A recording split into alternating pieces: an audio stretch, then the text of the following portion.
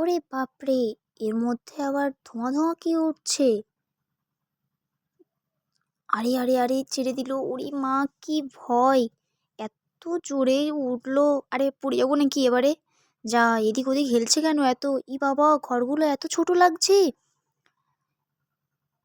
এত ছোট ছোট রাস্তা, একটু আগে ঘরগুলো কত বড় বড়! ই বাবা, একদম একটু একটু ঘর লাগছে। আর সাগরের ওটা তো আরো ছোট। ওয়াও, কি সুন্দর আকাশের উপরটা! তুলোগুলো যেন পেঁজা তুলোর মতো, একদম হাতে পেলেই নিয়ে নিতাম।